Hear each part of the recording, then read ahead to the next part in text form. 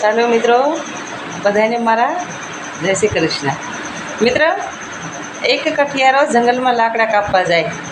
હર દિવસ લાકડા કાપવા જાય એટલે એક દિવસ એને હાવજની હારે હાવજ એને ભેળો થઈ ગયો. હાવજની હારે એને મિત્રતા થઈ ગઈ.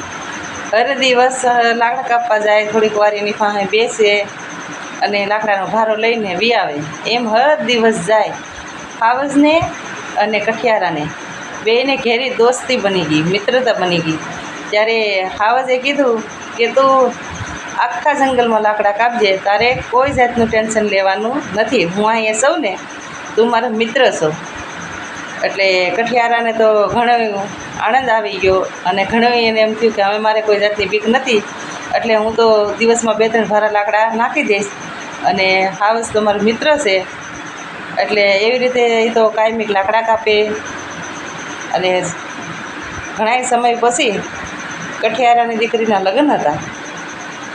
તો કઠિયારાએ આવીને હાવજને કીધું કે મારી દીકરીના લગ્ન છે, બધાને મેં આમંત્રણ દીધું છે અને તમે પણ મારી મિત્ર છો, એટલે મારે તમને પણ આમંત્રણ દેવું છે.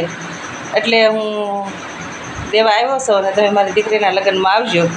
ત્યારે હાવજે કીધું કે ભાઈ મારે તારી દીકરીના લગ્નમાં આવવું નથી, તારા જાનના માણસ મને ભાળીને ભાગી જાહે. તો કે નહીં, તમે મારા મિત્ર છો અને હું તમને આમંત્રણ દઉં છું એટલે તમારે અવશ્ય આવવું પડે. એ કે તો કે કાંઈ વાંધો નહીં, હું તારી દીકરીના લગ્નમાં આવી, પણ એક તું ફાકળ લાવજે અને કંઈ ગમે તારા ફળિયામાં ઝાડ હોય ને ત્યાં ઝાડવે મને બાંધી દેજે, એટલે મને બાંધેલો જોઈને તારા જાનના માણસ નહીં બીવે. તો જેવું હાવજે કીધું એવી રીતે જ કઠિયારાએ એ કર્યું. અને જાન આવી એટલે બધાય તો જાનના માણસો કે લે આ વેવાઈએ તો હાવજ પાડ્યો. તો વેવાય તો એટલો બધો રખમાં આવી ગયો જાનને ભાળીને, એને બોલવાની કાંઈ ભાન ન રહી. તો કે એ હાવજ નથી, એ તો મારો કૂતરો છે.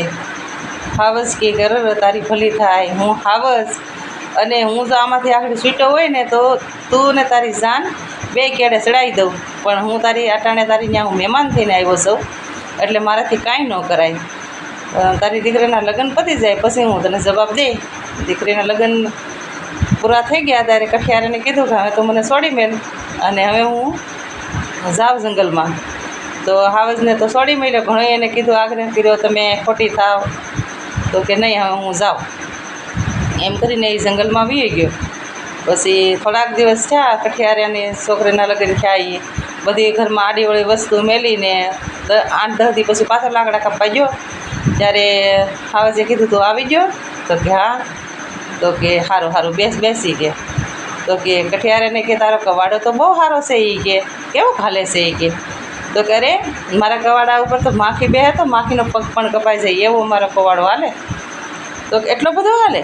તો કે હા, અખતરો કરતો મારા કાંધ ઉપર કેવો લાગે છે હું જોઉં. તો કે અરે કવાડો થોડો તમારા કાંધ ઉપર મરાઈ કે, પણ હું કહું એટલું તો કરી હું જોઉં તારો કવાડો કેટલો હાલે છે એમ કરીને કઠિયારાને કીધું. કઠિયારે તો અભિમાન કરીને 2 હાથમાં ઘાલીને કવાડો હાવજના કાંધ ઉપર મારી દીધો. તો કે કવાડો તો આખો અંદર વી ગયો, એટલો ખૂતી ગયો. એ કે કાંઈ વાંધો નહીં, હવે તું તારી ઘેરે વિયો જા અને 15 દિવસ પછી તું પાછો આવજે. તો કઠિયારાના મનમાં કહ્યું કે મને કાયમ લાકડા કાપવાનું કીધું હતું, પણ શું થયું છે એને ખબર તો પડી ગઈ કે મારાથી કાંઈક ભૂલ તો થઈ છે, પણ આ તો એને યાદ જ દીધો છે અને હું એને કરી હું એકું. એ તો આ જંગલનો રાજા છે અને હાવજ પણ છે, મારાથી થાય પણ હું. હાલો એને કીધું એ પ્રમાણે હું કરું. એમ કરીને તો એને ઘેરે વી ગયો. 15 દિવસ પછી પાછો ગયો તો હાવજ પાસે જઈને બેઠો અને હાવજે કીધું કે તું મને જ્યાં કવાડો મારીને ગયો તો જોતો આ ઘાવ રૂઝાઈ ગયો. તો કઠિયારે તો જોયું તો હાવ ઘાવ રૂઝાઈ ગયો છે અને માથે રવાડી પણ થોડી આવી ગઈ છે. હાવ રૂઝાઈ ગયો? તો કે હા, માથે રવાડી પણ આવી ગયો ને હાવ રૂઝાઈ ગયો છે. તો રૂઝાઈ ગયો ને? તો કે હા. કોઈ ડાઘ નથી ને? તો કે નહીં. તારી દીકરીના લગ્નમાં હું આવ્યો હતો ત્યારે તે તારી જાનૈયાની સામું તે કીધું કે હાવજ નથી, એ મારો કૂતરો છે. એ ઘાવ એ વેણ હજી મારા હૃદયમાં જીવત છે અને આમ ચોખ્ખો દેખાય છે કે તું મને આ વેણ બોલી ગયો. મિત્ર, ઘાવ જે માણસને બોલો ને ઘા રૂજાઈ જાય પણ વેણ ન રીઝાય.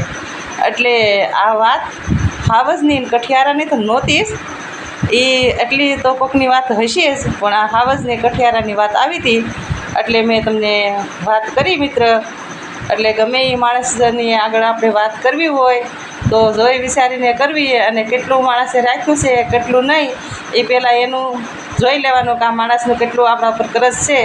એ પ્રમાણે જ આપણી હેસિયત પ્રમાણે આપણે વાત કરવાની હોય મિત્ર. એથી આગળ કોઈને દુઃખ લાગે એ પ્રમાણે આપણે કોઈ દિવસ કોઈને વાત કરાય નહીં, અને ખોટી લાગે એવી તો બિલકુલ વાત ન કરાય. એટલે મારો વિડીયો તમને કેવો લાગે છે મને લાઈક શેર ને સબસ્ક્રાઈબ કરવાનું નહીં ભૂલતા. બધાને મારા જય શ્રી કૃષ્ણ, રાધે રાધે.